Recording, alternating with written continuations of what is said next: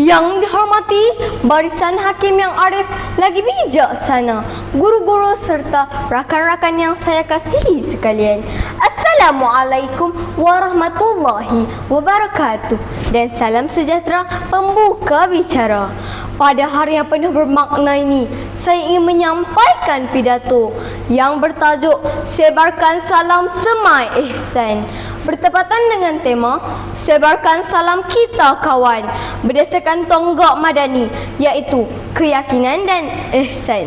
Sebelum lancang menuju ke muara, sebelum kita membelah bicara, sebelum isi menyusur hujah, izinkan saya mendefinisikan frasa yang membina tajuk pidato ini agar semua hadirin terbuka minda, agar hakim tidak terpinga-pinga dan saya petah berkata-kata seperti kata orang dahulu kala, yang buta tidak teraba-raba, yang pekak tidak tertanya-tanya, yang kecil tidak terambin-ambin, yang pendek tidak tertinjau-tinjau.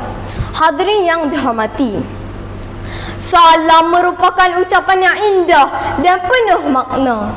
Apabila kita mengucapkan salam, kita sebenarnya mendoakan kesejahteraan kepada orang lain.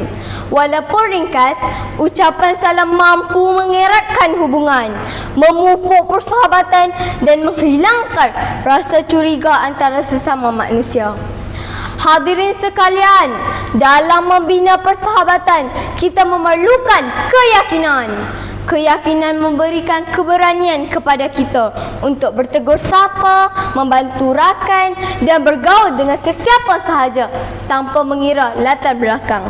Murid yang berkeyakinan tidak malu untuk menghulurkan salam terlebih dahulu. Mereka percaya bahawa setiap manusia berhak dihormati dan dilayan dengan baik. Sebagai contoh, apabila terdapat murid baharu di sekolah kita, kita tidak seharusnya membiarkan mereka berasa keseorangan. Sebaliknya, kita boleh mendekati mereka dengan penuh keyakinan, mengucapkan salam dan menunjukkan mereka berkawan. Tindakan kecil ini mampu memberikan kebahagiaan yang besar kepada seseorang. Hadirin yang saya hormati, selain keyakinan, kita juga perlu mengamalkan ihsan. Ihsan bermaksud melakukan kebaikan dengan penuh keikhlasan. Ihsan bukan sekadar membantu apabila diminta, tetapi membantu sebelum diminta.